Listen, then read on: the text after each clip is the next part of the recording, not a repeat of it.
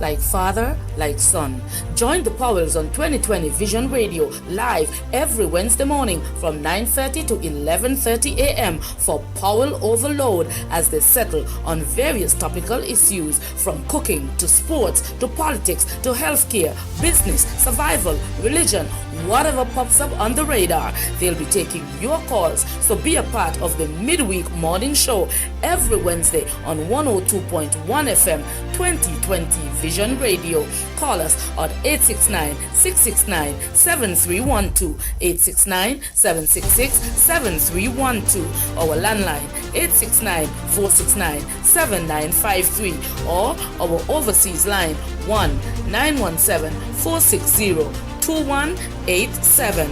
It's Alan, it's Carlisle. Together, they're the Powell's Overload.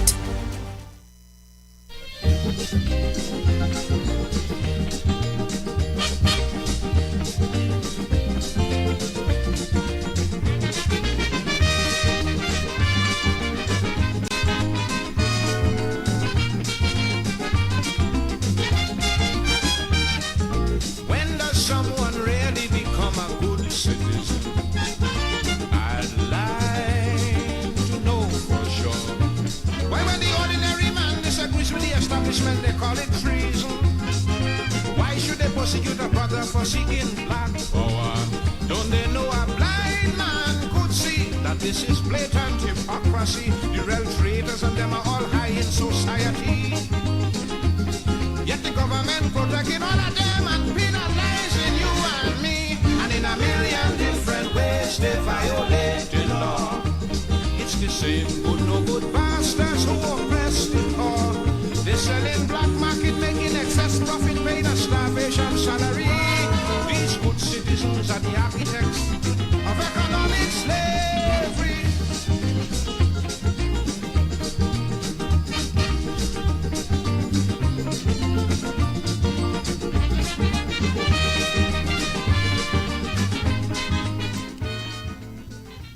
Good morning, everybody, and welcome again to another edition of the Powell Overload. Alan Powell, Carlisle Powell on a Wednesday morning from 9:30 until 11:30. We have 2 hours in your company. And last week we ran out of time, which means that we had a really, really good time in presenting the ideas to you. Morning, Alan. How are you? Good morning, I'm well. I just wanted to know that I actually have the case, the Lawrence case. Brilliant. Okay, we're going to be discussing that this morning. And we have some other important issues that we'll be discussing. We're following the funeral of who has been described as the greatest cricketer who ever lived. So Garfield St. Auburn Sobers, who is being buried today in his native Barbados. And I'm following that on YouTube. It's due to start at 10 o'clock, and the procession is already at the Kensington Oval. And so that will start at 10. What I can tell you is that what I've looked at so far has been extremely impressive. Alan, you have seen the booklet. It runs to all of what, 36 pages? Seems like they will be at Kensington Oval for a while. Well, my immediate response to you was that it seemed like this can be an all-day affair. And the great man is worth it. He batted for all day. His funeral should be all day.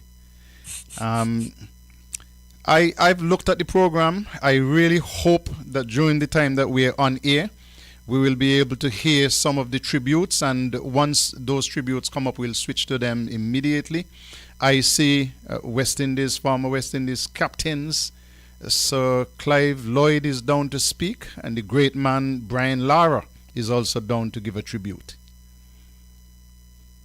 You have high expectations. I will tell you, I have less high expectations. but I feel like this is gonna be more of a thing that real cricket enthusiasts gonna like this.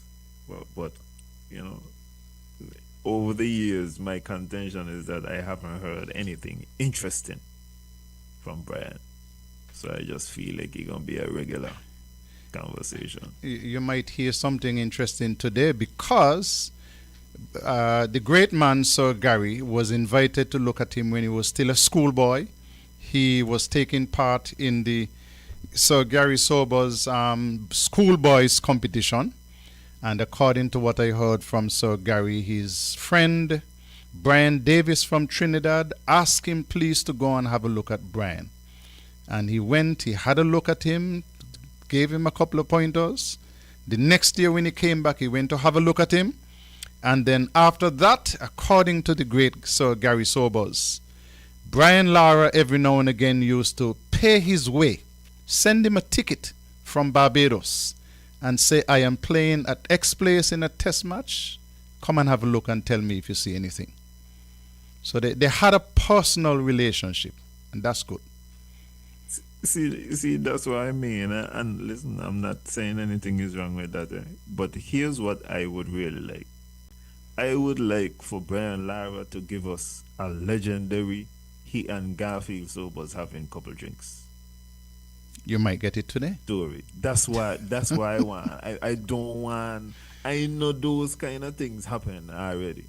But I want the legendary Garfield Sobers story, and they're sitting down and they're talking cricket, and maybe Sobers comparing what he had to face with what Brian had to face, them kind of things. That's what I would like to hear. Alan, those stories are the more interesting stories. I'll give you a classic. I remember when Sir West Hall was president of the West Indies Cricket Board, and I was a director of the West Indies Cricket Board back in those days. You're talking 20-something years ago. And after meeting might finish 10 o'clock in the night, 11 o'clock in the night, and Sir West would say, Carlisle, my room. And he would invite a number of persons, not the entire meeting, my room. And Sir West would tell stories from 11 o'clock in the night until 4, 5 o'clock in the morning. I mean, intimate stories about what happened on the field of play, what happened in this game that changed the game, how he was able to get along and form a good relationship with certain players, the kind of respect he had, for example, for some of the players who he played with, including Sir Frank. Those are the kinds of stories to me that mean more than just going up and say, oh, I met him and we did this. I want to hear the behind the scenes stories. I get you. Yeah, today going to be a good day for you. Yes, and all cricket lovers. We're going to come back to Sir Gary, but let's come closer to home. And I'm sure you heard about the passing of Charles Wilkin Kesey, a lawyer of long standing. Yes, condolences to the family, but I will not pretend to be very knowledgeable about his contribution. So maybe this is somewhere where you could tell me about his contribution, what he means to you. A lot. He played cricket for St. Kitts, and he's one of those as well who bowled a little seam up, left arm seam up, and came back and bowled spin. and held his own with the bat as well. He was good enough not just to play for St. Kitts, but to play for Leewards and to play for the Combined, which means that he was able to juggle his studies along with his practice, along with sport. And in addition, you have heard about some of the reports that went before the West Indies Cricket Board. Well, Charles Wilkin himself did one of those reports, which formed the basis of a report which came after. So he was not just involved in playing, but he was involved in lending his expertise in terms of shaping West Indies cricket and so on, and helping to make that better. And of course, you're aware that he is the father of the current Attorney General of the Federation of St. Kitts and Nevis. Indeed. I've been asking where the AG. Maybe I have my answer. Okay. We're going to stay with the court. And this week, I saw a judgment that came out from the High Court here in Nevis. Had something to do with land. And it says, if you read from the beginning, Nevis High Court cancels duplicate land titles in long-running ownership dispute. And when you read the story, this is something that goes all the way back to 2008. Boy, it takes a long time to get matters tried and cleared up in Nevis. But I just want to get your thinking on this matter. It seems that the court declared that there was an area of land that was in dispute, 9.375 acres, which form part of a larger piece. I have all the information. Let's hear you. Okay. So there are two kind of key aspects. We're not going through all of the legal minutiae. We're just talking about what was ordered. Court says at paragraph 11, in the circumstances I grant the relief sought by the claimants. A declaration that the 9.37 acres registered, blah, blah, blah, acres in favor of Frederick Roy Windsor Clark. So they said that it registered to Mr. Clark a declaration that the 2008 first certificate of title issued to Paul Theophilus Lawrence was wrongly issued within the meaning of the act. A declaration that the first and third defendants are not bona fide purchasers for value without notice for the purpose of the act, and a bona fide purchaser is somebody who is purchasing in good faith. I think the land was acquired for $1. So that was the question. An order under section 141 directing the registrar of titles to cancel the record of the 2008 first certificate of title obtained by Paul Lawrence and the 2020 certificate of title obtained by the first and third defendants for the said 9.37 acres. So that's the first aspect. And a declaration is basically the court stating a position, they're settling a position. So all they're saying in those is that the land does belong to the Clark family. The Roy Clark, I think, was the name. So all of the other acquisitions of this said land, which form part of a parcel of 75 acres, none of those acquisitions were valid under the law.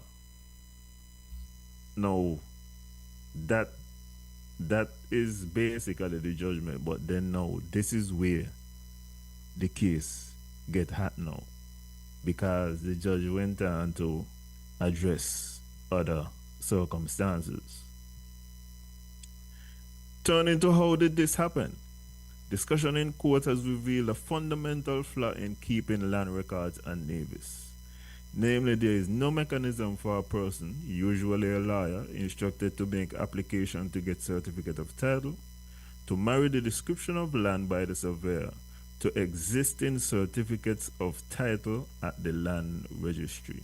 It's basically saying that the current system is outdated. And then now the court goes on to explain And this is from A to H, eh? And this is extra that the court is not really ruling on. These are basically the court giving observations of what is going on. The Torrens method of land logging applies on Nevis, meaning there is a record kept of deeds and titles, not a cadastral method, which would map out the geography of where the titles lie. So to know where land being claimed sits and who owns it, it requires either the vagaries of local knowledge or a licensed surveyor to know it is already claimed from the memory and records personally kept, which will then vary from surveyor to surveyor. So she described the method and also the fact that there is another method where you map out so that you could know exactly where your land is. And by now we have 3D maps available. Anyway, here the same surveyor, Steele Douglas, processed both certificates with the surveyors of land being of 75 acres in 1988 and the 9.37 acres in 2003, not remembering the 9.3 acres were within the 75 acres. The whole point of the land registry should be that claims are to be easily reviewable against existing certificates. But on Nevis, the certificates are logged against family names in various books and folios, not focusing enough on geography, with each certificate showing a small survey plan, the plans not being joined up to create a knitted wider picture, requiring therefore an applicant knows who the family Alan, are. Alan, take a little break. I believe I see Brian Lara at the Towards cricket microphone. legend. So let me see if Oh, I Bobby, can listen. get to that and get Brian Lara up and speaking. As I speak to you, on the Dr. Kishore Shallow, of course, who is Let the me- hold president on. of Cricket West Indies. We'll hear from Calvin Hope, the president of the Barbados Cricket Association, and we'll be hearing from David Simmons, and indeed none other than the great Brian Lara, as they give this look around and tell you what's happening at Kensington Oval just a little bit. As you look to the left, you can see us began to assemble in the Greenwich and Haynes stand. The school children, lots of dignity. I'm trying to bring up the audio, Alan, from... Inspiring all of us, including me. Okay, that's Brian up. I played cricket with my brother in the cemetery. I bust my shins. Barbados loves you eternally, Sagari. Rihanna, Barbados living legend. Over the last few days, I struggled with what I would say today. But now I'm here, I realize something. This is not a sad moment. This is a moment for us to celebrate. And I hope you feel the same. Today, we celebrate a remarkable life, the life of the greatest all-round cricketer. I'm looking at this beautiful oval with the blue and yellow seats, the Barbados colors, the magnificent Garfield Sobers Pavilion, the media center behind me, and of course this beautiful structure. And a lot of people represented around the world right here in front of me and also on the television. I believe we truly have a life to celebrate. As I was crossing the road, an old gentleman said to me, "Mr. Lara, I heard you speaking. Tell them I'm an all-rounder too. I can't bat, I can't bowl, and I can't field." But today, we pay tribute to the man who could have done it all. A life unlike any other, but more importantly, we celebrate a man who gave much of himself to his family, to Barbados, to the West Indies, and to all of us who had the privilege of knowing him. For me, Sagari was not just a West Indian sporting hero, whose records inspired me and millions of sportsmen and sportswomen. He became a personal mentor, a friend, and someone whose belief in me shaped my own journey. I was fortunate enough to break one of his records, but that's where the similarities ended. He was so much more. A lot of the disciplines that make up the game of cricket, that 99% of us cricketers did not consider it part of our DNA, Sir Garfield Sobers did it with ease and grace. No one did it better. A few stories. The first time I met Sir Garfield Sobers, it was at the school's tournament branded by his name. And he got a message from Charlie and Brian Davis that a young man was coming to Barbados and he should have a look at him. He came and he met the team, and I looked at him, shook his hand, and I said, Sir Sobers, are you the real Sir Sobers? And he said yes. I left, I strapped up my pads, and I was praying that that day I was the only batter that he was actually going to see. When I got back to Trinidad, I told my dad that I met Sir Garfield Sobers, and he said to me, what was he like? I said, Dad, he liked my batting. He really liked my batting. A few years later, Sir Garfield Sobers stormed into the dressing room at the Sydney Cricket Ground, and Rohan Kanai, our coach, said, Sir Garfield is here to see you, and I was in the shower. And before I can get out the shower, Sir Garfield was in front of me, and he was berating me. He's telling me, what is wrong with you? I thought this man came to congratulate me on my 277. He said, young man, there was nothing in the game. We could not have won. You cannot throw away opportunities like that. And I understood him. 14, 15 months later, that unique walk of Sir Garfield Sobers entering the field in Antigua was something very, very special for me. To have the man that was my mentor, the man that believed in me, to be there was something very special. That hug, you guys don't understand that hug. It felt like if he was silently telling himself, my son did it, my son did it. Sir Garfield Sobers was not only there for my good times, he was there also for the darker periods. And I remember once in Jamaica, I called him and I asked about a few things about my batting, and he listened for a couple minutes and he said to me, I'll be on a plane tomorrow, I'll come to Jamaica to see you. A day later, Sir Garfield walked on to the Kensington Cricket Club in Jamaica, stood behind the nets, and started watching me bat. I missed a couple balls, hit a couple balls, and he looked at me and he said, young man, you're not looking at the ball. Well, I mean, you can tell a batter that he's not moving his feet or he's leaning over too much in the offside, but to tell a batter that he's not looking at the ball is a kind of difficult one to take. So I went back and I patted my bat a little harder, more determined now when Courtney Walsh came in and pulled the ball just a little fraction outside off stump, and I crashed it through cover. And he said, good shot, but you're still not looking at the ball. That should have gone through mid-off. He called me closer and he said, who is at the top of the mark? I said, Ambrose. He said, what he has in his hand? I said, a ball. Color, red.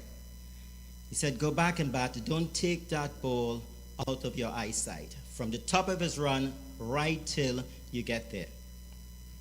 Ambrose delivered a short one and I got back, and with so much time, I pulled that ball through mid-wicket. And only then I realized that I was only picking up the ball after it was delivered. The genius fixed me again.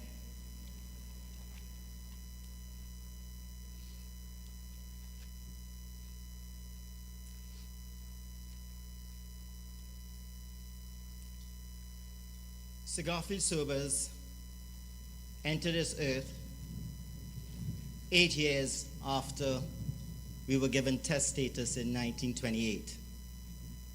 He would have only read about Carl Nunes, Sir Larry Constantine, even Sir George Headley. He spent his youth during World War II And he was good enough at 17 to become a test cricketer in 1954, only 4 years after we achieved our first victory in England. Sir Garfield Sober's career spanned a period when we were searching for that belief. We discovered that belief, and we realized that we can beat any cricketing nation that we played against. He retired, I think in 1974, and for the next 20 years, Sir Garfield Sobers inspired a group of young men to stand tall, to play with pride, and to become the dominant force in world cricket for 15 to 20 years. Following that dominance, I spent a lot of time at Sir Garfield Sobers, and there were cries of joy when we won. ICC Champions Trophy, beautiful victory here against Australia, a couple great T20 World Cup victories, but on many occasions he cried from heartbreak and sadness.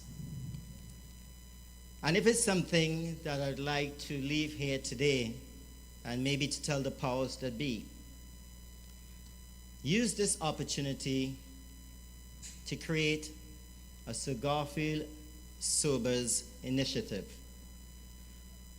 Initiative that when we come back in 10 years' time to celebrate his 100th birthday, we might be celebrating a true resurgence in West Indies cricket.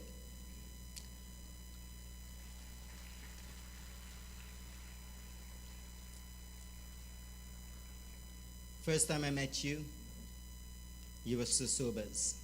Sir Sobers, rest in peace, my mentor, my dad, my friend. Thank you very much.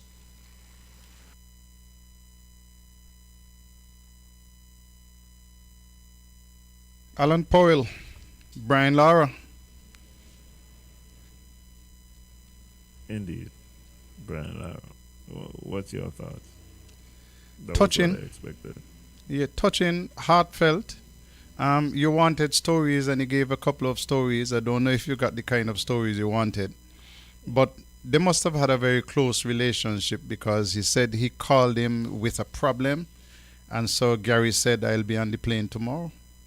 And he was in Jamaica the next day. I mean, people assume that sports people and international people do things on their own. But I always am of the opinion that, listen, you need somebody who know you, who know your game, who know what you're into, and who you can listen to and respect. So if they tell you, listen, Alan, it probably would be better this way, that you can say, okay, all right, let me trust you, Daddy, and let me trust you. Let me do it your way and see if it works. Indeed, those relationships are important. As I say, I just wanted a little more juice, but he give me a Brian Lara conversation. I knew the 375 would have been in there. I know the story of the Garfield Sobers tournament that would have been in there. Yeah, it was a typical Brian Lara performance. With one exception, I didn't realize that he was there for the 277. And he chastised him. That was Brian's first 100. He chastised him, listen, you don't throw away your innings like that. You know, some people are satisfied, would have been satisfied with 277. Clearly, Sir Gary wasn't. No. And Sir Gary was in a position where he got there his very first time and he never got back. He never even felt what he feel like he'll get a triple again. True. But he did get doubles. Indeed. Okay. But I think what he was trying to convey to him is that the opportunities are rare and unique. Absolutely. And so you got to treat each one like a special circumstance. Okay, we take a little break. When we come back, I want you to find where you were on the land matter. It's time for Power Overload. Overload. Let the conversation flow. Paul Island, bring in all you need to know.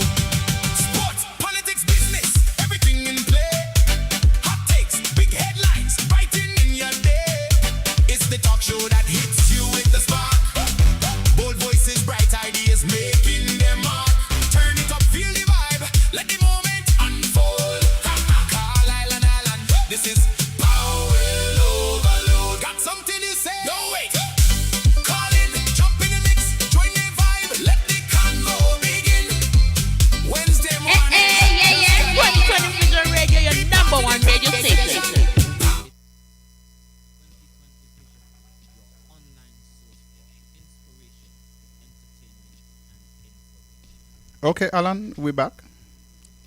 Let's pick up on the land issue again.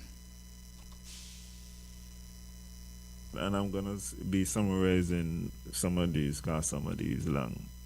But the last one what I was saying is that the judge was saying basically, when you're searching for land, you should not just get your a picture of what your land is supposed to be, but there is also supposed to be a general picture about where it fits in to the neighborhood. There's not enough focus on the geography of the land. I could put in combine a couple of the others. The judge also this was disagreeable with regards to the language use. She said it's kind of technical,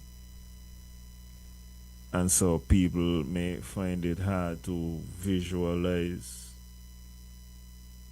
The judge also spoke about the need. Oh, she spoke about a practice whereby. This I think this is Justice Ian Morley, so this is a he. Indeed. Oh, Yeah. yeah. And the judge also spoke about attorneys relying on the bailiff. And they say who haphazardly lawyers regularly consult as to who owns what, which is hardly a reliable method of checking, as it relies on the bailiff knowing everything, which is silly. So that practice has been criticized. The fact that the surveyor did not remember that the second survey did not form part of the original 75 acres was also an issue. The next part now, and this part I won't got to read because this part once again this is not this don't form part of the judgment. This is just the judge making observation. He said this court has considerable sympathy for the Lawrence brothers, noting Keith and his wife came to live on Nevis in 2019 to look after his parents, his elderly mother still living in Ramsbury. While there has been evidence offered of intermittent family association with the land cultivated through as many as 82 years by George, then Paul, though Paul spent some years in England, with Paul walking the brothers through the land as boys and paying attention to the location of a sheep pen and water point. It is a curious feature. The Clark and Lawrence families had laid claim to the same land, though did not know it, when Nicole and Paul were for a time on Nevis teachers at the same school. Until now, the Lawrence family had a certificate issued to them proving ownership of land of said land in 2019 worth at least $306,000. The certificate arguably raising legitimate expectation of ownership, and by this court action have lost it, meaning they have lost the ability to sell the land they legitimately expected they owned for this considerable value. In theory, and as explored with counsel in court, though it would require careful legal advice, it may be mediation or suit might follow by them for this loss, allied as above under the specific legislation, which is section 19. And then he goes on to say against who they might file suit, because as I said, the judge is expressing sympathy because they're not blaming the brothers for thinking that they had the 9.3 acres. They're saying that this really falls upon the system. So he said against the government for judicial review of the system of land record, and by mandamus compelling the improvement and seeking compensation. Against the government for the thought of negligence in overseeing a flawed system of land record, seeking damages for loss of the land. Against attorneys Daniel Brantley for damages for negligence, who processed Paul's claim for failing to find it conflicted with the Clarks. Against attorney Myrna Walwyn for damages for negligence, who processed the transfer to the brothers for failing to construct it as for value and so protect them if Paul's title was flawed, and for failing, like Daniel Brantley, to find conflict with the Clark title, and or against the surveyor Steele Douglas for damages for negligence in not telling Paul he had already surveyed the land in 1988 for title to be given to Frederick. So in this case also, it was a rare case in which the claimant and the Paul family received the costs. So the government is the one who had to pay the costs in this case. I want to look at that, Alan. You want me to send it to you? No, I have it. No, you send me that one. But I am going to ask you a couple of questions because the judge was very scathing in the remarks about the antiquated system that we are using. But more than that, Alan, let me read.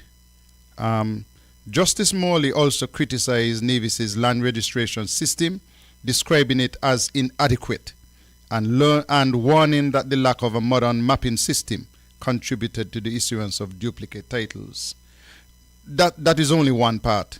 He ordered the government of St. Kitts and Nevis to pay the legal costs of both families. That is unusual.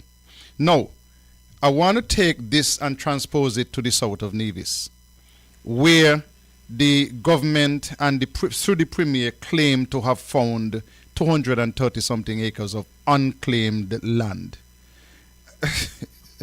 This is now causing me to wonder, because I know one surveyor, Mr. Hill, does a lot of mapping and does a lot of work with respect to these lands. Should these lands really be unclaimed in the context of what the judge is saying, that these lands, when you are doing this work on lands, you got to see how it fits geographically into the system? Should they really be unclaimed? Because I know when my title, for example, says that I am bordered by Alan Powell on the west, by Trevor Powell on the east, by Omar Skelton on the west, and by a public road on the north. I mean, it boggles my mind how these lands are unclaimed. And when you relate it to this case, how two different parties can have title to the same land, even though the lands, the work was done by Steele Douglas. Indeed. So what really needs to happen right now is reform. Reform in the case of maybe there are some legislative changes that need to be done, but also reform from a policy standpoint. So reform as far as changing how the system operates, moving from, as the judge described, the torrent system to the more cadastral system, and allowing people to know, as the judge is saying, where exactly your land fits in the grand scheme. The next thing is that with regards to the 236 acres, I would imagine that from this judgment, you're gonna want to be careful. So you're gonna want to dot your T's and cross your I's. You're gonna got to go, I would assume, and make doubly sure that all of this is what it says it is. And another one of the issues is, and the judge made this point subtly, is that we have a double system as well.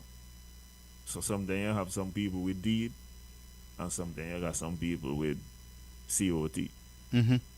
So I would think that you need to, as I said, make some reform. I just encourage everybody to get a COT. I don't know what could be done, but I think something should be done to transform that system, streamline the system, and then get proper mapping. And you don't just get a plot that is your land, but you get your land, You see Holland next to you. You, as I say, you see like your entire little neighborhood. You should have that to be more certain. We need to get more precise, I would think. Singapore has an entire 3D map of the island. Yeah, Singapore is Saint Lucia size, eh? but Singapore did it differently to us. In that, in Singapore, if my memory is right, when the great man came into office, he said, "Listen, I believe all this land should belong to the state." Indeed. And then you move from there. So they were able to do all of the development, all of the mapping on a totally different scale. Yeah, but I want you to know that in addition to just saying that I'm gonna take all of the land, the next thing that he did is that he said I'm gonna give everybody at least a flat. Correct. Everybody is gonna have a house here in Singapore. And the reason why he do that, he said, well, if everybody has at least a home, everybody has an interest in making sure that the streets are safe, making sure that violence is done and them kind of thing there. Because everybody is bad in, you got somewhere lie down. And I got you. You can move up after that. So it is important to know the full story, you know. No, I got you, and that's important. Okay, we finished with this land matter. Now, let us now take a look at, very quickly, this story. We saw a press conference from the police high command last week. Short story, somebody or somebody's imported some stuff into Nevis, and in that container you had 15 guns and 1,500 rounds. Somebody on the street told me, Powell, don't tell me nothing about rounds. Tell me 1,500 bullets. You know, you better able to understand that. The police at their press conference, which came a little late, seemed to suggest that, hey, listen, we didn't charge. They more than likely will not charge because they couldn't prove intent to smuggle, and that some paperwork had been done. So yes, the people made an application. They did not receive a response in the positive to say, yes, go ahead and import, but the importation was done anyhow. I just believe that if it were Carlisle Powell, I would have been locked up down in 1840. I don't think that you would have been locked up in 1840. When I did hear what the police had to say, what I do is I go and check after to see what is the case. And there are some laws where you call strict liability laws and others not so much. If possession of a gun is a strict liability law, it is on the defendant now to prove why it is legal by providing like a license or something of that nature. But when you're importing, you have to have the intent of evading the authorities. So the police are correct when they say that there was no intent, and so that they can't charge them. The issue for me comes in though, where the police say they received an email asking for the permission. I didn't know that you could email it, but I would say that there needs to be some regulation over the whatever system they have of receiving these applications for permits, so that this thing could be done in an efficient manner. And I also don't like the excuse of telling me that, well, we get lost because music festival was going on, are getting ready to go on. I don't like this. Yeah, I'm not accepting that at all. No.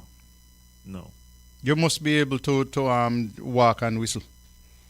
Indeed. The other, to give the full story, they have still at the same time turned their incompetence into still a possible winner, because customs has the matter. And with regards to that, I sympathize with the people, and at the same time, I understand where customs is gonna have a responsibility to do something, because if I send for permission and I do not hear back from the authorities, it is still equally not responsible to go ahead and ship this stuff. And then especially these people telling me these are collector's items. If these are collector's items, why do you need 1,500 rounds of ammunition? Exactly. Collector's items for me is things that you're gonna hang up on a wall and say, well, this is a famous gun that was used maybe like in the Civil War era. Maybe was a gun that was used in the World Wars. That's what I would look at as a collector's item. But when you're gonna tell me that you got 1,500 rounds of ammunition, that's weird for me. I don't buy that. So it's a very complicated story. I see the inefficiency and the police side in not answering, processing the application in a timely manner. And they were asked, how long is a timely manner? How long, when I send in an application, should I expect to hear? And they say in the case of a local is 6 months. I feel like even in the case of a local, that's unacceptable. It take you 6 months. If you're gonna take me 6 months, well then start to tell me what it is you got to do in these 6 months. What kind of background check you doing on a local? We're not talking about somebody from Asia or an African country or you. We're talking about somebody locally. What kind of background check you have to do that is gonna take 6 months to process an application? So there's some incompetence on the police side, but there may still be room for customs to come in and make some charges. I want to pause and I want to go back to the 6 month time frame that it takes for them to process an application for a weapon for a local. And I want to put that alongside something else which irritates the hell out of me. If I have a child and that child was born outside of the Federation of St. Kitts and Nevis, and that child is seeking to get citizenship by descent, they can prove that I am their father. My name is on the birth certificate. And so they clearly see that link, and they make an application for citizenship. It still takes 6 months. And that always puzzles me. Why is it that you have the proof that, hey, listen, here is my birth certificate, Carlisle Powell. Here is the child's birth certificate to say that Carlisle Powell is the father.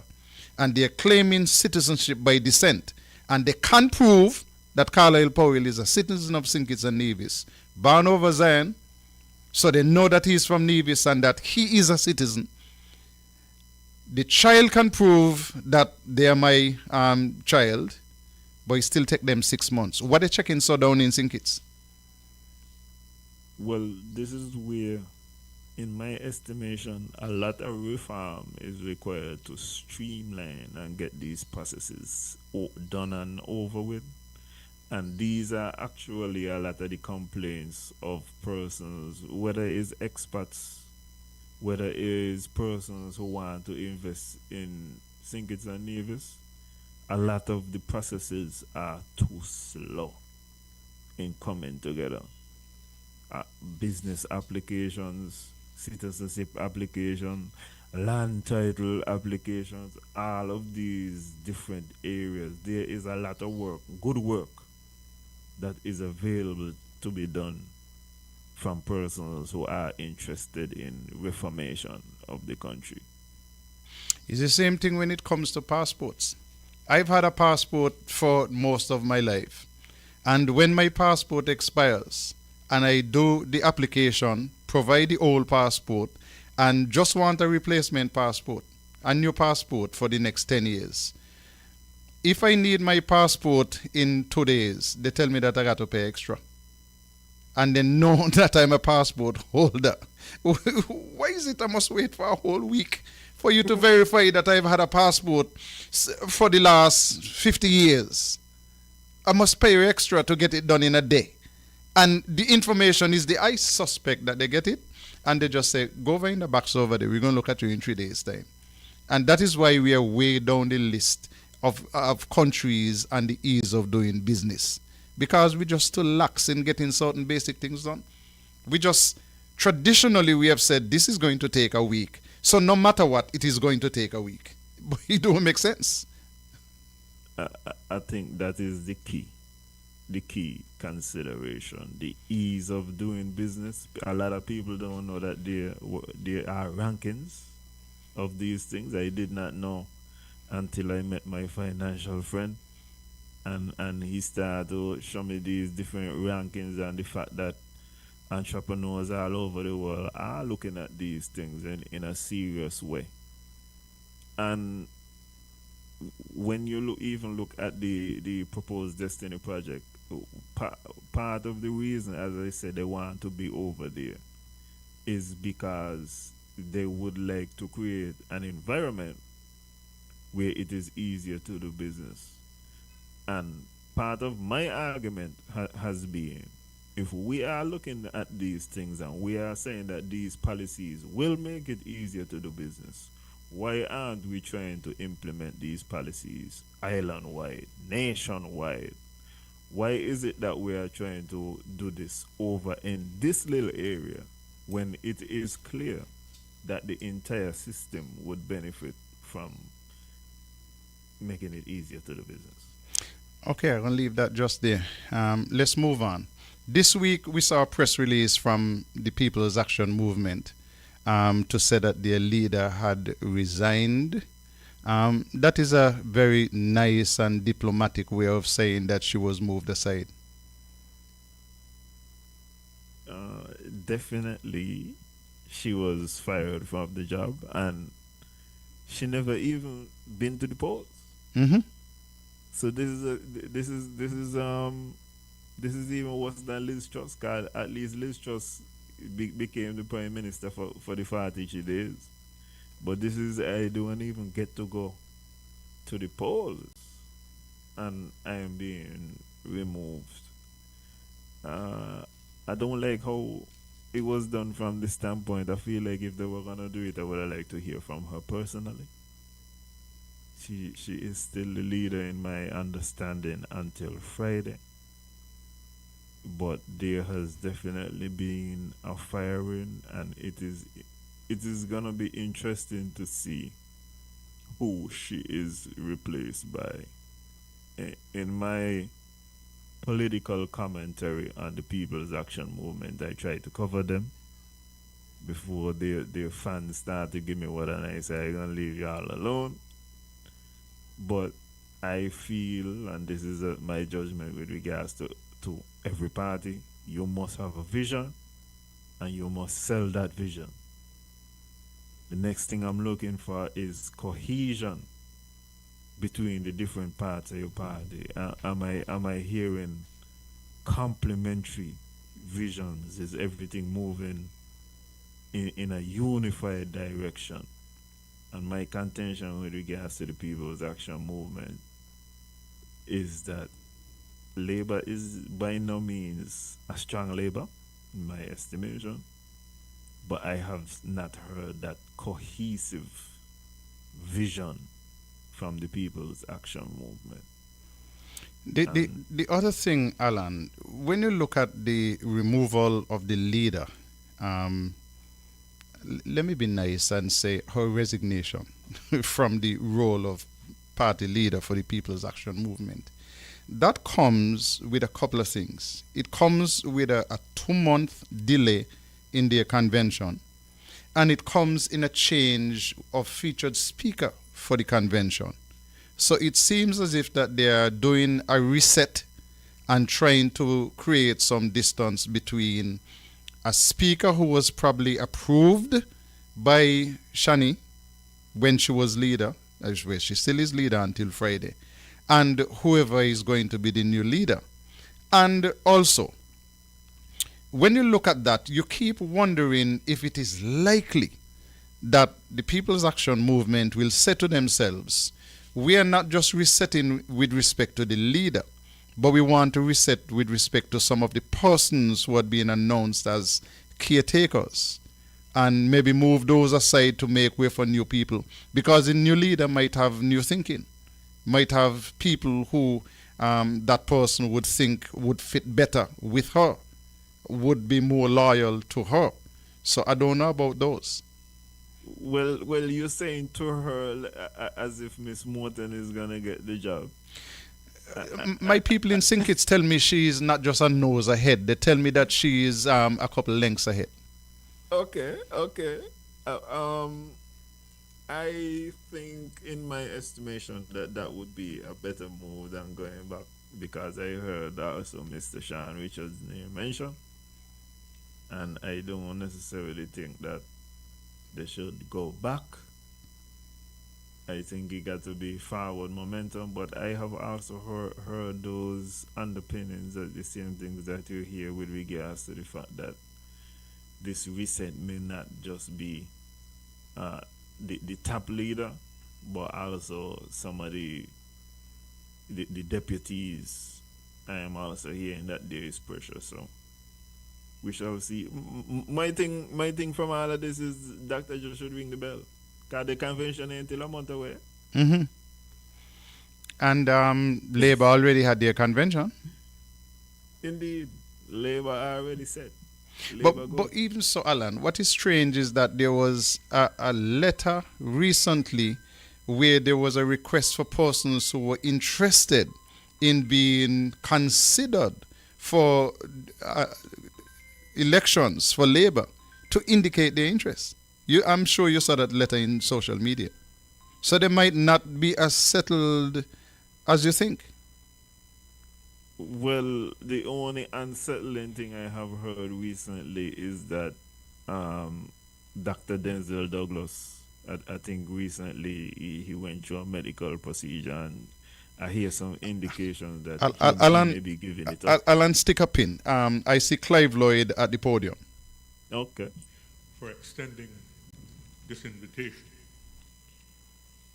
We've come today to Kensington Oval, a place that has witnessed so much of the unfolding drama of the city's cricket, to bid farewell to a man who lived in the hearts and minds of Caribbean people and became a source of inspiration to millions throughout the world.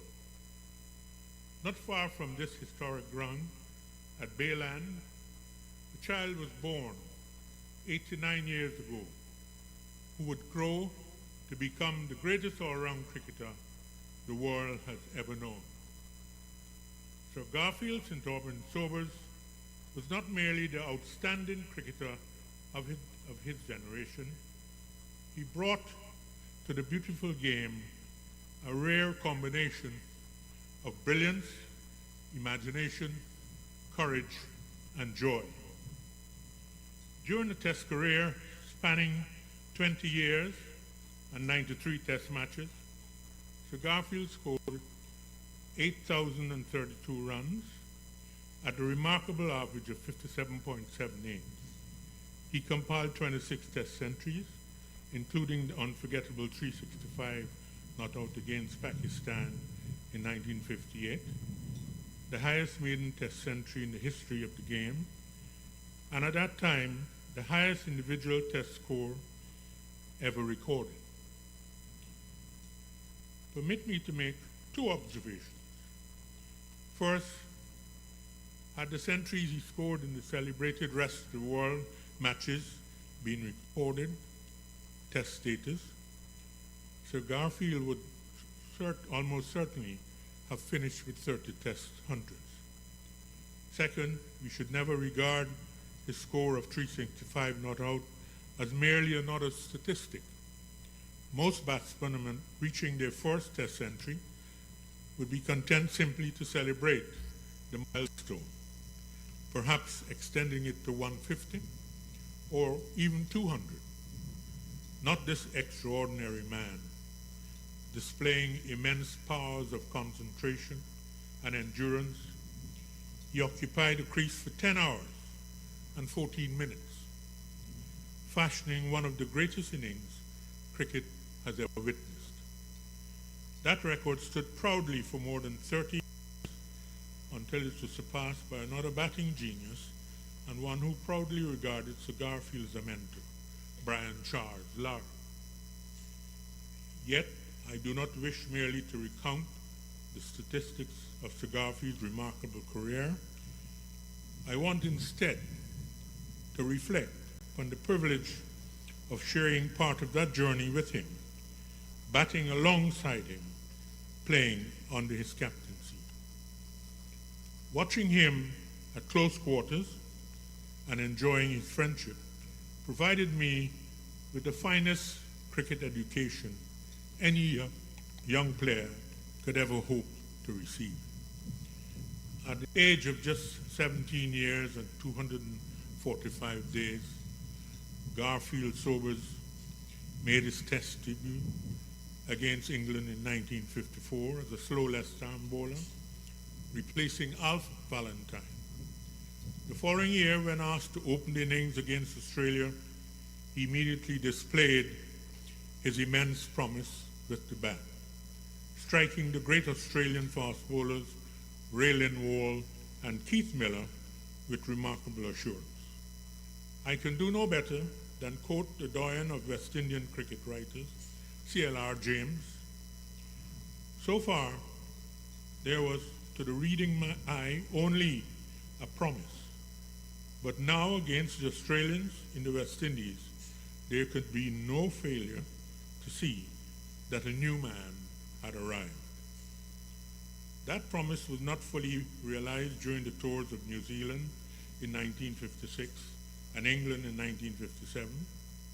But 1957 was also a year of profound personal tragedy. Sir Garfield's closest friend, the Jamaican batsman Collie Smith, died following a motor vehicle accident in which Sir Garfield himself was driving. He often said that this experience transformed him.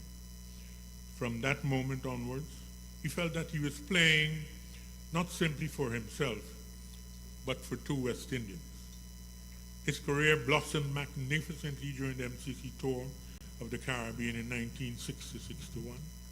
Here at Kensington Oval, he produced one of the greatest innings, scoring 226 and sharing a magnificent partnership of 399 for the fourth wicket with captain Sir Frank Worrell. From then onward, the floodgates truly opened. He produced magical innings in Australia, dominated Australian state cricket, excelled in county cricket and the English leagues, and established himself beyond question as the finest all-round cricketer in the world. Whether with bat or ball, in the slips or around the bat, genius seemed to accompany everything he did. It was during this period that my own cricketing journey intersected with his. Long before I met him personally, Garfield Sobers was already known and admired throughout Guyana. Thousands of us watched in awe as he emerged from the pavilion of the Georgetown Cricket Club, his weight leaning slightly forward, his shirt casually unbuttoned, walking to the crease with unmistakable confidence and elegance. At Border, he thrilled spectators with magnificent stroke play, astonishing athleticism, lightning reflexes in close catching positions, and the graceful rhythm of his bowling action. Those performances made him, in many respects, an adopted son of Guyana. I was fortunate enough to represent Guyana against the mighty Barbados team, a side that included several of the finest cricketers in the world. I use the word mighty deliberately for Barbados in those days possessed extraordinary cricketing strength. In my first innings, I was strapped leg before by the great cigar field sobers for naught. And someone of our brilliant guys said, "Oh, Clive Lloyd shuffled like cards." Happily, I redeemed myself by scoring a century in the second innings. That innings transformed my confidence. I realized that if I could succeed against Hall, Sobers, and Griffith, then perhaps I could compete successfully against the finest cricketers anywhere in the world. Permitting me here to offer one piece of advice to those entrusted with the administration of our game today. Create opportunities for our young cricketers to compete regularly against the very best players in the region. There is no finer school for producing great cricketers. I was selected for the West Indies Tour of India in 1966 and played in the first test match. I remember vividly walking to the wicket to join Cigarfield Sobers. Together, we added some more than 100 runs. And I think we won that game too. But the point is, I was probably 19 or 20, and my room was opposite the captain Cigarfield Sobers. And many of the older players would come across and have a chat and so on. And he beckoned me, he said, "Come on across, young man." So I was listening to him, and all of a sudden he said, "Listen, come and have a tukups." And this tukups was a little bit of whiskey that he had in this jug. And he said it will kill the germs. So I went back for 5 days to have my tukup. I don't know if it killed the germs, but I didn't drink in those days, but it tasted quite good, I must say. In my that innings transformed my confidence. I realized that if I could succeed against Hall and Griffith, then I couldn't be a bad player. I was selected for the West Indies Tour of India in 66. Played in the first test. I remember vividly walking to the wicket to join Cigarfield Sobers. And he said to me, "I think we need 246 to win." And he said, "I think, young man, I'll let you know when we should have a go." So I was playing around watching the great man at the other end. And at one stage he said, "Oh, let's have a go now." And we knocked it off because India probably thought they would have won that game because of the turning pitch and so on the last day. But as we were walking off, he said, "I'm so glad that we won this game before, an hour after, we would have missed the 10,000 guineas." And I'm thinking, we just won our first test match, and he was thinking of going to the races. But the point is that he instills his confidence in you, really, and I just took a liking to him, and he, as Brian Lara said earlier, he was my mentor, somebody that you looked up to. He's a kind, very generous person. He'd give you his last dollar. Garfield Sobers was a citizen of the world. Many distinguished cricket writers have described Garfield's batting from the comfort of the press box or commentary position. I had the privilege of watching him from 22 yards away. Against Indians' outstanding spin bowling, he displayed extraordinary composure, balance, and mastery. Every over became a lesson. Every stroke revealed another dimension of his genius. Watching gave me confidence, and I was able to contribute a worthwhile innings myself.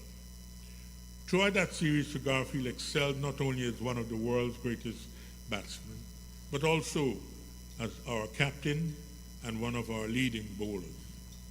Unfortunately, I was not selected for the Tour of England, but Ray Sir Garfield produced one of the greatest all-round performances in cricket history, scoring 722 runs at an average exceeding 100, while also taking wickets with his bowling figures of 5 for 4 to 1, his best bowling figures.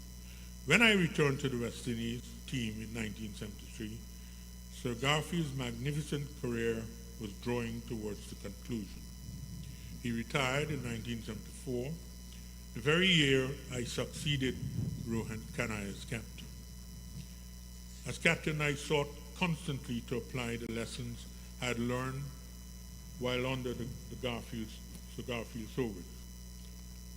Above all, I came to the conclusion to understand that in the Caribbean, cricket is far more than a game. It is an expression of our identity, our confidence, and our shared aspirations as a people. As our friendship deepened over the years, Sir Garfield became not only a colleague, but also a trusted mentor.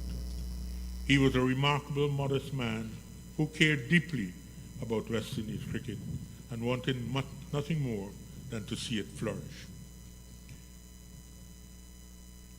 It was heartbreaking to witness this proud champion move to tears after one particularly disappointing West Indies performance in Sri Lanka.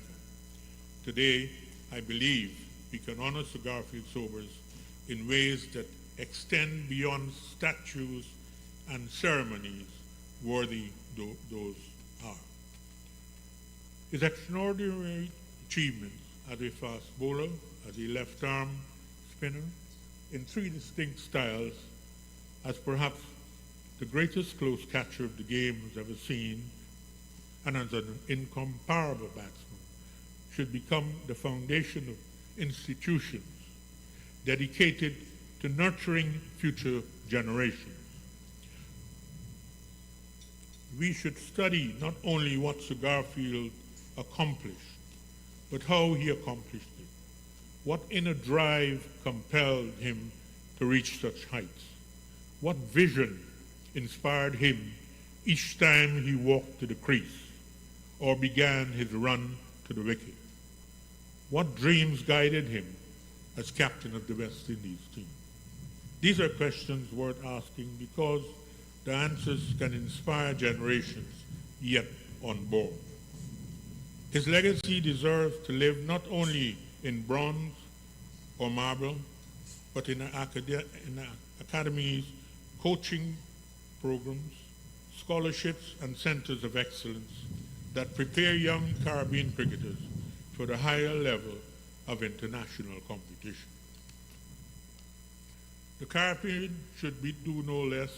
As I conclude, I am reminded of the familiar lines from Henry Wadsworth Longfellow, A Psalm of Life.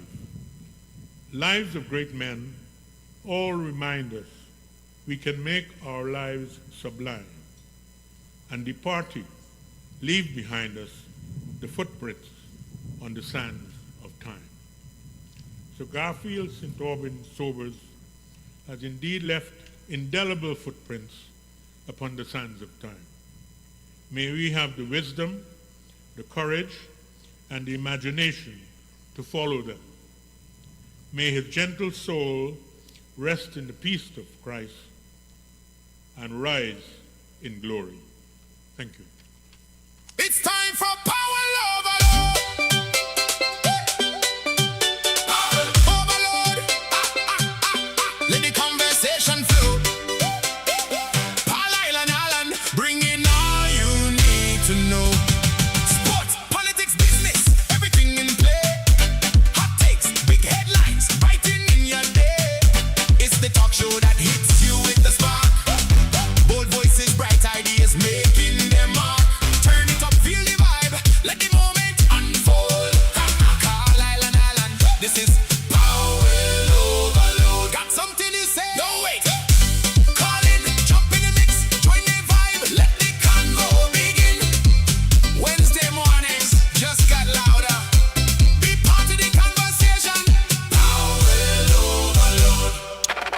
you very much, and welcome back to Powell's Overload. And we're talking everything this morning. We're doing politics, we're doing Sir Gary Sobers' funeral, and we're doing everything else that comes under our purview. Pam, you were wrapping up with the issue with Pam, Alan. I see that Sean Richards might be in play as well as a leader, and I know that Azad Gomes has ambitions. I know that Carleen Henry, Morton appear to be in the mix as well. I don't know. Yeah, we're gonna need to let it settle. I think the convention is the week after independence. Mm-hmm. So they have roughly a month. I would imagine that there's a lot of campaigning and politicking going on as we speak to get everything locked in. So we're gonna just look to see what happens then. Okay, let's come back home. We need to put this boundaries thing on our table for discussions. I don't know if we have enough time to deal with that this morning because we have a number of other issues that we want to look at. So I'm going to just mention that and leave it. We're going to deal with it when we have some more time. I want to look at the film industry. The premier has been talking about this and bigging it up as if it is a most important feature for us here in Nevis. Your thoughts? Okay. I think when we're speaking from an industrial standpoint, it is important to understand what we're dealing with is an ecosystem. By ecosystem, you have the water, you got things living in the water, they feeding on each other, you got things outside of the water, birds coming, the water is being used by people. All of these things create an entire environment. And when you have these coming together, this is when you have an industry. The film industry, as far as I could see, is a lot of policy. I don't know that there has been any legislation passed, for example, to regulate. I have not seen any anytime I have searched. I don't know if there is a department where it is located. This is very similar to the diaspora unit. And I have not found anything in the budget saying that this is the budget for the film industry. I haven't heard anything to say this is what we get. From time to time, there is a film, but that is not an ecosystem. If we're talking about the ecosystem, then we have to speak about, is there even any production company currently registered with a business license to operate in Nevis? We not get around to sound stages yet. We not get around to lots yet. Even when you speak about like some of the stuff, we speak about the people who do the mics. We speak about the actors. I haven't heard anybody get around to telling me, well, how we building the ecosystem that is required as far as people who actually gonna write a lot of plays, write a lot of scripts, because this is where your movies come from. There is a lot of scope, and for me, as I say, I see, for example, the latest one now is the Pan Girl, and it has been doing well. I'm not saying no, but I'm just asking. The reason why I'm asking for the ecosystem is when you create this environment of having the talent on the island, these for me are the things that are gonna attract people to come and work with you, or give yourself the capacity to produce the Pan Girl for yourself and make it a repeatable thing.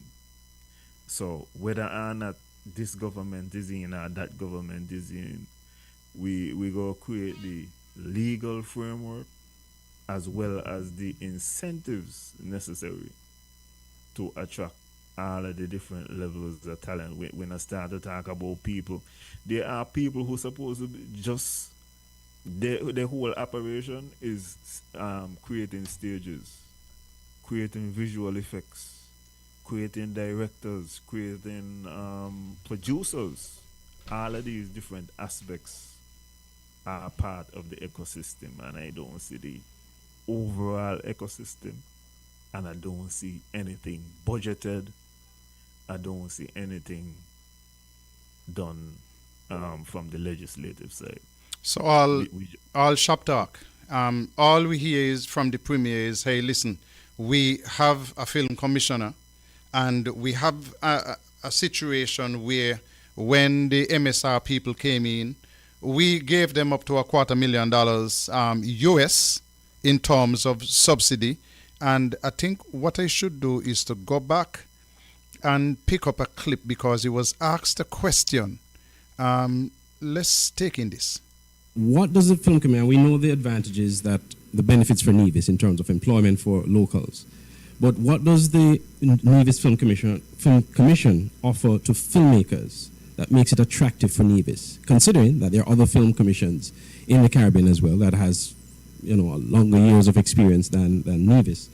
What are some of the advantageous benefits that are given to filmmakers to come to Nevis to film their projects?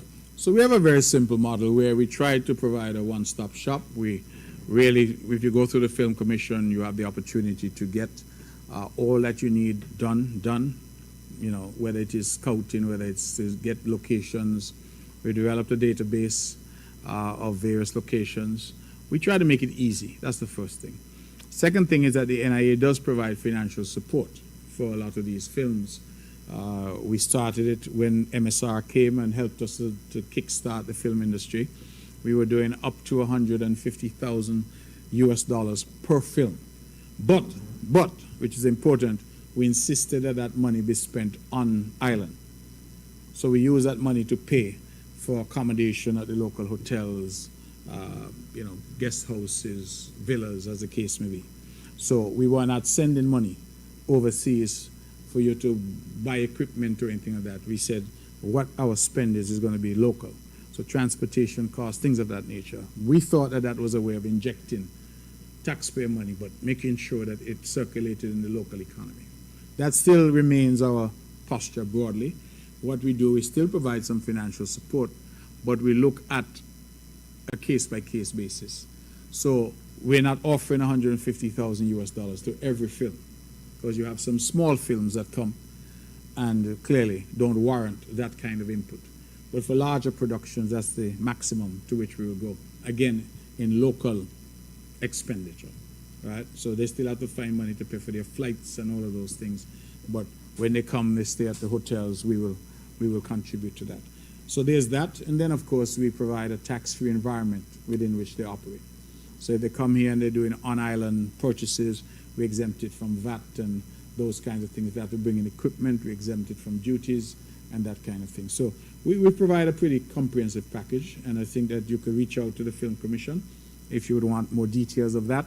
But we're definitely trying to make Nevis as attractive as possible. But I think the thing now that makes us most attractive is the hands-on approach that we have. Yeah, the Film Commission is very hands-on. She really, goes there. She's excited about what she's doing. And I think that makes a huge difference. So people get real-time feedback, real-time engagement. And thus far, it has worked rather well for us. Alan, man, the premier said that he has a one-stop shop. You go to the Film Commission, they do all the scouting, they give you the locations, and let me correct, it's $150,000 US that they said they spend. You're talking about the whole ecosystem. The Prime Minister said we don't want no ecosystem. You just come to us and the ladies hands on. And so it's a one-stop shop. You get a whole lot of nothing. Okay, so I am on the actual Nevis Film Commission website right now. Mm-hmm. The phone number is one single phone number. It is a cell phone number. I don't know if that's a personal number. That is the business number. And there is one email address, Pamela Martin at nevisfilmcommission.com. So, and this is what I'm saying. When I look, and normally on these type of web pages, there is an about section where you see the infrastructure, because a film industry can be one individual person. As well intentioned and as thorough as you may be as one individual, you cannot be an entire industry. So I am, as I say, looking for the ecosystem. When they have the address, listen what they say. The address is Nevis Island Administration, Ministry of Finance. So is not, they are located within the Ministry of Finance? Is that what I'm supposed to infer from this? Yes. Okay. And when what I'm gonna do is I'm gonna look through the budget to see if in the Ministry of Finance there is any provision, because I typed in film, I typed in commission, and I did not find any budget allocation for any of those. So I'm gonna look specifically in the finance section. But this is what I mean. Even when you look at the contact us, it is the email. So there's one email, Pamela Martin at Nevis Film Commission, and one cell phone number. That, for me, just for me, is not an ecosystem. That is not even an egg which is being incubated. I mean, in as much as the Premier has been talking about this film commission for years, we're really still in its infancy, and we have spent a lot of money. We gave MSR a tremendous amount of money. And I want you to compare that. I know New Zealand has been out there for a long, long time, but they don't have to make the same kind of offerings that we are making here. People pay a whole ton of money to make movies in New Zealand. Here we seem to be paying people to say, hey, listen, I want to sell you a holiday in the sun, but to sell you that holiday, I'm going to pay for your stay. Well, because I was just about to tell you, there is also an incentives page, and the Premier is correct. They have a lot of incentives, 100% customs exemption, use of government properties free of cost, mind you. Mm-hmm. Not access to it, but free of cost. Zero taxes on any equipment that come in. Pre and post production equipment. They have additional incentives, hotel accommodation and transportation for 3 persons for a 3-day familiarization trip for explorative purposes. Services of location scout during the 3-day familiarization. So there are a lot of incentives. And if you want to give out all of these, all you have to do at the end of the day is you have to justify it. And I think that the justification should be within the budget.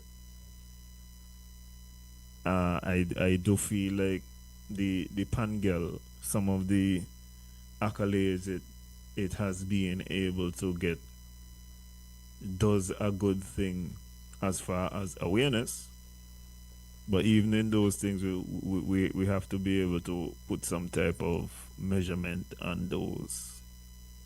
How does it translate into, for example, queries about Nevis? You could find out how much times people queried in search engines and that type of thing. Has it had a result as far as people coming actually to the island or investing in the island? Has there been an uptick in the amount of applications? And as I'm saying, there needs to be mechanisms put in place so that when you are applying, there is something governing the application. If you don't have legislation, I don't even know the criteria that is being used to determine whether or not these films are good films. Because, there is one of the films that speaks about St. Kitts and Nevis and talk about the history of gun running and gangs running the island. That's in one of the movies. Yeah, I heard about that. Jay White, yeah. So all of these things have to be considered when you're looking at these movies. And in the final analysis, the Nevis Film Commission on which the film industry rests is with one person with one cell phone with an office someplace in the Ministry of Finance and not a great budget. I'm going to peep to see if I could find a budget for the Film Commission. Indeed. Alan, we got to move on. And I always going to come back to Destiny.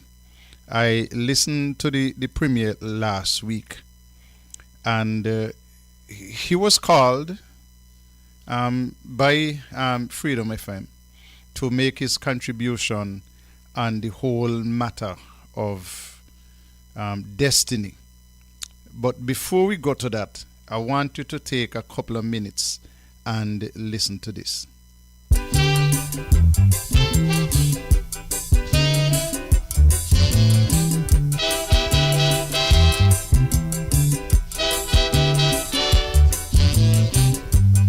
We have always known that a development was proposed. When I say always, in terms of since the talk started about this prospect of a development. In fact, I believe I would have met with this developer for the first time and learned who he was in June or thereabouts of 2024.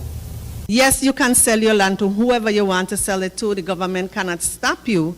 But then if you're hearing that it's going to become something so private and so exclusive that perhaps, because as you say, it's rumor, perhaps I may not be able to go down there with my grandchild. I may not be able to fish. The boat may not be able to go out. That to me then falls on government to make sure it looks out for the people and let us know what's really going on in the area. I'm trying my very best to explain that the government has no proposal before it for any development of the kind that you say is rumored. That is what I'm saying. If and when such a thing comes, consistent with our transparent approach, we will definitely come and talk about it. You hear lie? That is lie. Lie? You hear lie? The proposed investors have said a number of things, caller. They have said that for those people who have lands in the area that they want to establish this zone, but who do not wish to sell, that they are trying to acquire lands elsewhere to swap. And they say they're doing at a swap of 1.5. That's what I gathered from them. So if you have 10 acres of land over on the southern side of Nevis, and you do not wish to sell your land, they're saying they'll purchase 15 acres someplace else that they can swap, exchange then. Let me not use swap. Exchange for that. That's my understanding. There is one other provision, it hasn't been asked about, but let me just tell you now, that we had a concern about people who are in the zone being able to purchase land outside the zone. And we have also said emphatically that there could be no cross-pollination, so to speak. So if you're in the zone, you will not be allowed to purchase real estate outside the zone. You hear lie? That is lie. Lie? You hear lie? The caller identified himself as Mr. Williams, who has land in the area. Am I correct? Yes, sir. Okay. Do we know, Mr. Brand, if the project, the concept that you approve, included Mr. Williams' land as an example? I believe, Weber, that they may have considered all of the land in the area. So the answer is yes? Yeah. Okay. Yes, but the question I asked, the agreement you sent over, was that for the full amount or for what they have right now? It could not be for land that they do not own or have access to, so it can't be for the 2,400 acres. You hear lie? That is lie. Lie? You hear lie? I am not at liberty to tell you what the cabinet in St. Kitts would have had concerns about, because that's an ongoing conversation.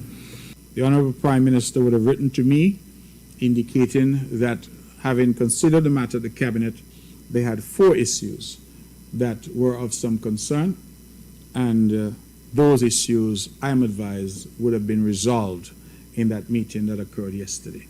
And if that is the position, it now means, therefore, that we should be in a position to move forward with that particular project. You hear lie? That is lie. Lie? You hear lie? If anybody could go over there now, and I challenge them to find any piece of land with a for sale sign over there.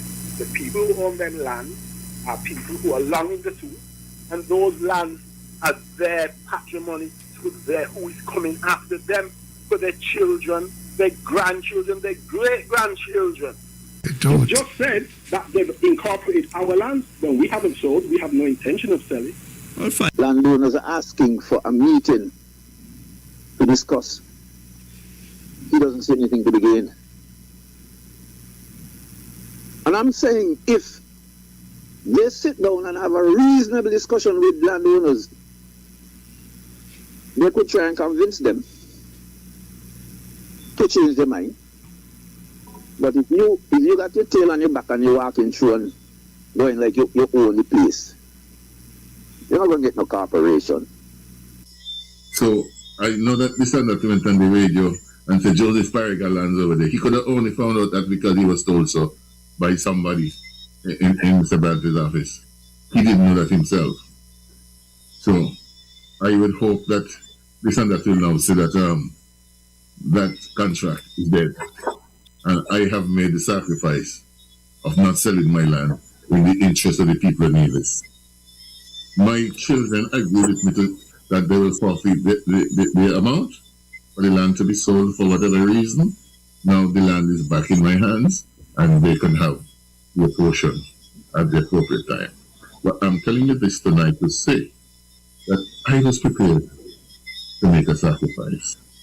Because when I found out who were going to own the land and what they intended to do, I could not stomach that. I couldn't deal with it.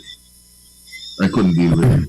Because it was against all the principles I believe in. All that I have spoken about, our black heritage, our black pride, our black identity, being an individual, I couldn't handle it. And I hope other people in this feel the same way that I feel. You know what I found interesting in all of this discussion? You're not hearing the landowners in the area calling in the radio station to say they object to the project. You know why? Because the landowners in the area are happy to sell their lands because they don't see that in their lifetime there will be any development of that part of Nevis, because to get roads and water and electricity and all of that over there, you're talking hundreds of millions of dollars of investment. You hear lie? King liar.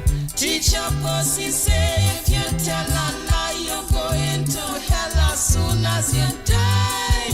Whip it up. Pick it up.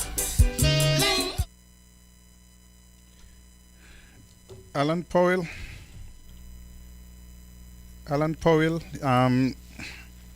the technical team put that together for me. Seems like the Premier is very good at talking out of both sides of his mouth. Somebody need to script him. Somebody need to tell him, listen, this is what you said before, so you can't say something totally opposite to what you said.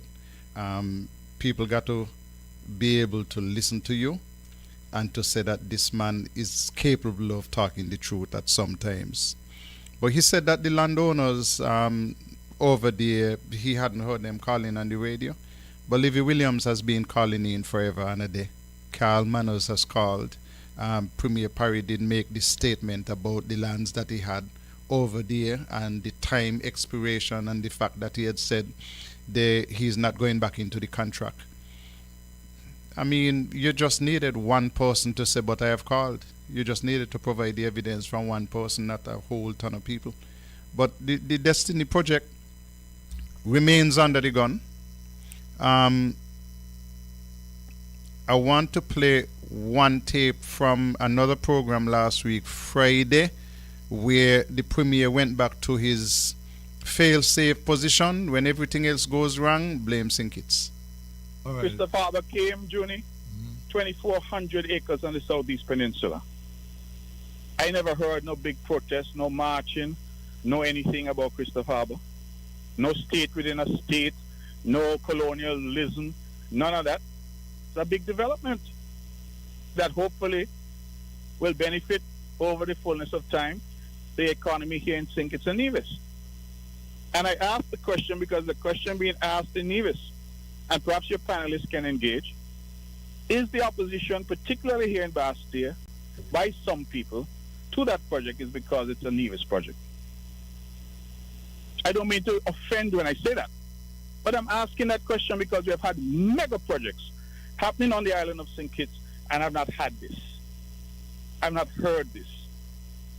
I didn't hear this for Kittitian Hill. I didn't hear this for Lavalley. I didn't hear this for Christopher Harbour. I didn't hear this for the Ramada. But a project in Nevis that will help to diversify the Nevisian economy and create jobs and create activity, I have pundits in St. Kitts saying that project is bad and we shouldn't have that project. My question is, why the duality? Why the difference in treatment? Before you respond, Alan, Sam Kanda jumped in and made a comment. Destiny is not a project that I will support. And it has gone on to be called the Nevis. You know, they like to pull the scared Nevis and St. Kitts. You know, the majority of people in St. Kitts, well, I would say, I don't know anybody in St. Kitts who wouldn't want the best for Nevisians. It is nothing about Nevis. It is about what is good for St. Kitts and Nevis. And Destiny project ain't good for Nevis, it ain't good for St. Kitts. That project what they're talking about. Alan, you can jump in now. I would have liked if Sam had elaborated a little bit more. I feel like we tend to stop at saying what something is, but I would have liked to get a little bit more in depth of why he thinks it's a bad project for Nevis. There are arguments both for and against this project. One piece of sound that I wish that you had was Ian Patch's libel, which he has disappointed me recently, but nonetheless, on his show on Monday, he pointed out the fact that the Premier seems to be indicating that all is going to be a go. The 4 issues have been sorted out, and there's going to be a debate first in the Nevis Island Assembly and then in the National Assembly to get a resolution passed with regards to this bill. And his question was, why do we have to wait until it goes to Parliament for this to be made public? If all of the matters have been signed out and any parliamentary debate, I would suppose is going to be imminent. I would think as imminent as before Independence Day.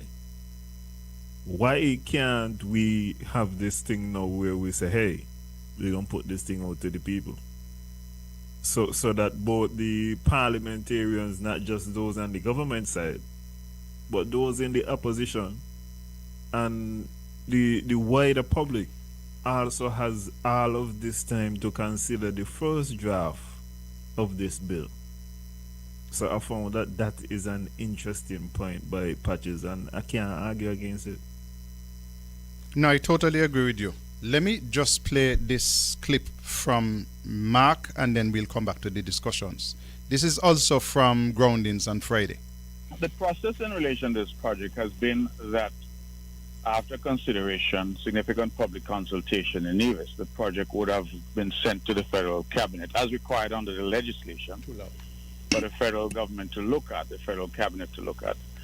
The cabinet in St. Kitts, after their own deliberations, having appointed a committee and all of that, they would have written indicating that they had, I think it was 4 substantive issues that they wanted clarification and or some resolution of. My understanding is that on Wednesday of this week there would have been a meeting between representatives of the federal cabinet headed by the Honorable Attorney General, representatives from my cabinet in Nevis, the Honorable Spencer Brandon, our legal advisor, and representatives from the Destiny Development Group. And that at that meeting, those outstanding issues were discussed, and my understanding was that a resolution was achieved.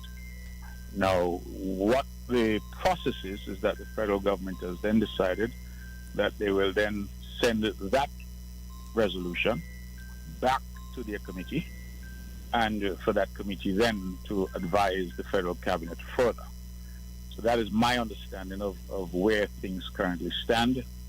But based on the information that I have, those 4 issues that had been articulated, that those 4 issues, a resolution has been found to those 4 outstanding issues. So it has really come down now to a question of timing in terms of the committee looking at it, and thereafter for the federal government through its cabinet to make a determination that their concerns, as articulated in a letter to us from the Honorable Prime Minister, those issues have been properly resolved to their satisfaction. So that is where the matter now stands as far as I'm aware.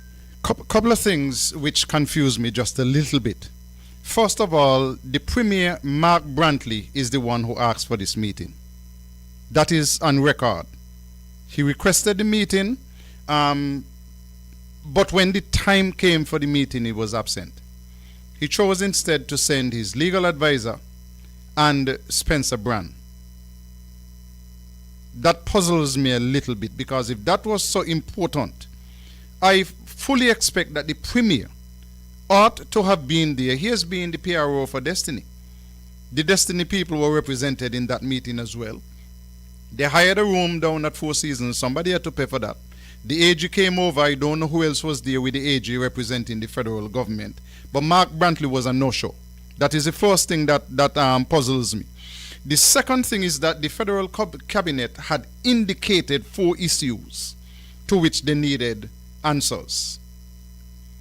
Mark Brantley was not there as the leader of Nevis to say, this is our position. He trusted the legal advisor and he trusted Spencer Brand.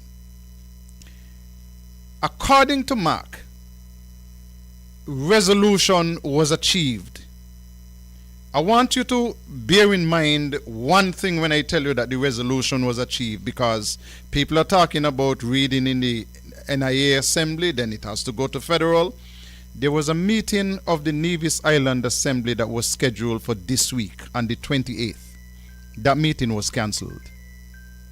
If there was resolution to these matters and that it had gone back to the committee in St. Kitts and to cabinet, and that was just a matter, we resolve the issues, let me just sign up, let me just move forward, I don't believe that the meeting of the Assembly in Nevis, if it were intended for that matter to be tabled, that the resolution as spoken by Mark Brantley. The second and, well, the third and more important thing for me is that I am in total agreement with Patrice. This is what the NRP has been saying all along. Why can't we get to see the proposal before it goes to cabinet? And Mark is trying to put that on the fact that, hey, listen, we have gone through 30-something different amendments. And so it don't make sense to send you this because it's changing all the time. But I want to see. We want to see. And then the other point, which I find it hard to believe, is that after these 4 matters were put on the table, that 1,000 pages came back from the developers to add to the 2,000 pages that were there. So how do you resolve these and do it speedily when every minute you have a change? You say 1,000+ pages came back? I'm told that after the meeting, after the 4 matters were brought to the attention of the NIA, more than likely they would have been transmitted to Destiny. That 1,000 pages came back. You don't correct 4 things by presenting 1,000 new pages.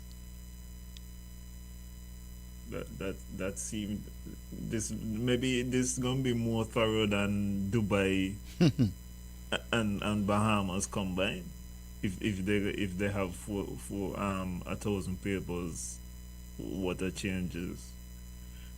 I also feel like there is still some chess being played here. We did not have a joint statement. I have not heard the Prime Minister echo that the 4 things have been resolved. What I had heard in the press release was that the matter was going to be sent back to the committee. But it seemed like the Premier is overstepping that and saying, no, all of the matters have been dealt with. No. And it is only a matter of time, and we're basically ready to go. Yeah. As I said, the debate in the NIA is imminent. That's what it sounds like to me. But the answer is not his that they are ready to go. The Prime Minister made it very clear in his statement that once those 4 matters are addressed, they have to go back to the ad hoc committee. There is no timing imposed on the ad hoc committee to say you must get back to us in a week, in 2 weeks, or in 3 weeks. And the Prime Minister is adamant that it goes back to them and it then comes back to the cabinet, and if there are any matters which conflict with anything in the Constitution, is a no-go. So for the Premier to say that those matters, and he like to say his understanding is that the matters have been resolved, that's not the same statement by the Prime. We haven't heard from the Prime Minister that the 4 matters which were sent over to Nevis have been resolved. Yes, so that is an issue for me. I feel like we need, as I say, I would have liked it if it was a joint statement. That would have been the best thing. But the reason why I see a little chess is because this put pressure on the Prime Minister, and it also explains the statement that you played before, so that in case there is any opposition, it is gonna be well Sinkis does not want to see any development in Nevis.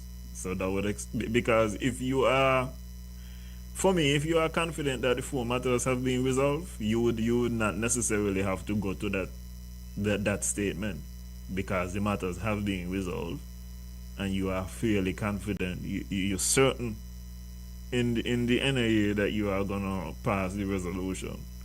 But if all the matters have been resolved, you just need the support of Labour, and so you would also be certain that particular legislation gonna pass by at least 8 votes to 3 in Parliament. You're absolutely correct. Okay, so that is still outstanding, and that is still going to be on the table. It's Culturama now. So I don't know if they are going to have any meeting of the NIA scheduled before Culturama ends. We're now looking at, today is the 29th. We have 2 more days left in the week. And there is no indication that the ad hoc committee will get back to the Prime Minister, or that the federal cabinet will be in any hurry to have a meeting now, so that they can go and do something in the House. But the whole argument is that the people of Nevis have been left in the dark with respect to this Destiny project. They are asking us to support it, but they are not telling us what they want us to support. And that, to me, is a betrayal of the trust that we put in these people when people went to the polls and voted for them. that's not very much on. And the longer and more complicated the document is the more it's gonna be necessary to give people. And I hope that they don't make this thing available like you have to go somewhere to read it. Must be online. It has to be published so that we could search for keywords, put it into LLMs to dissect it in a proper manner. Okay, we're running out of time, Alan. We're not going to deal with the other matters, so I'll just get your thoughts on Culturama. It's on. The thing is, though, we give the film people $150,000 if they want to come to Nevis to make a film. But our people who are at home and abroad, if you want to look at any of the live stream, they tell you got to pay. Why couldn't this be factored in? Why you want to charge people to look at, and I could watch the shows in Antigua for free? I feel like when you go to the pay-per-view model, there is a tremendous amount of pressure on you to have something that people want, and they want it so much that they're willing to pay for it. The only real the only pay-per-view model I know of that exists in entertainment, besides if you got to rent a movie, is in boxing. Even the UFC done with the pay-per-view thing. I would have liked to see the standard of the events raise a little bit more. Certain things, like for example, I think every show need a director, and the people on stage supposed to have the little earbud in the ear, and the director able to communicate with them so that when they say this person is gonna be on stage, that the person really is gonna be on stage, that they're waiting. You could control the flow better. The very first event, the internet went down, so they were supposed to be charging for it. They ended up being for free. You can't have those type of production errors. And then my other confusion is there are also a lot of events where it's a big event, but we watch it for free. We just watch cricket for free, and they're paying to enter down in Warner Park, and the game is on TV. You could still watch the game. There's no problem there. So I feel like it has had mixed results. I feel like it has caused less people to watch Culturama, because when it is free, you could even think about interprimary. Why isn't the interprimary pay-per-view? It would seem more logical to me to have interprimary with what goes on there for that to be a pay-per-view in front of the Culturama, which even when you think about what is always said about it, it's for the people, but yet we're gonna make it pay-per-view. So there is a kind of contradiction in the way how we deal with Culturama. The other thing I would want to say is Culturama maybe beyond the saving of a political party. Seems like it's so political at this moment in time. I'm wondering if it's best to either privatize it or to form a non-profit company and allow for that type of organization to take over. I don't know, but I'm trying to figure out something whereby maybe we could change the structure, because Culturama is not. It is one thing for certain that is not supposed to be political. In my mind, is Culturama. You can't politicize Culturama and tell yourselves, listen, I'm not going to be advertising with this particular radio station or this particular entity, but I'm going to spend my money elsewhere, because these people are perceived to be leaning towards the opposition party. You can't tell me that you're going to be looking to get monies in terms of sponsorship from businesses. You go to them with a nice innocent face and could you sponsor? I want to get $50,000 from you, but we're not really dealing with it with all you because all you support NRP. That don't make sense. And your idea of privatizing, I don't think we reached there yet, because I rather suspect that if you put Culturama in the hands of a new government, and I'm thinking NRP government, that Culturama is not beyond saving. It can be turned around. But the privacy issue, you know that there was a show that was privatized many years ago. There was a year when there was an issue with respect to the crown. Queen Claudia Walwyn and Nesta Henry, there was an issue. And people really, up to today, would tell you that we had a two-crown situation, a two-queen situation. The next year, they couldn't get any queens to enter. And so the Nevis Lions Club was asked to take over that queen show for that particular year. And the Lions Club did it on the basis that, hey, listen, we want 50% of the net proceeds. And the Lions Club did it, declared a net profit of 20,000, said, we promise you that you would get 50%, and we would keep 50% for and Lions' charity work. And so they paid. The next year, when Lions said, we want to continue, they said, no, if you could make $20,000 profit, we could do it. So they took it back and made a loss the next year. So I just want to put that on the record. Your closing thoughts, Alan? We're over the time limit. Well, we went through a lot today. I hope it was informative. I hope it was what should I say? I hope it was relevant, because I think we touched a lot of things that are going on right now and are gonna be developing in the future. One of them, what we in touch is geothermal. No, and that is on my list. We are going to come to that. Because the Premier made new statements. He said they're ready. The rig is on the way. They're ready. Indeed. But the landowners are saying that they have not been told anything. They have not received any monies. So they can't be ready. And as soon as they start, it also engages the timeline to get the funds for the plant. Mm-hmm. And so we're going to be looking at raising at least another $63 million from somewhere.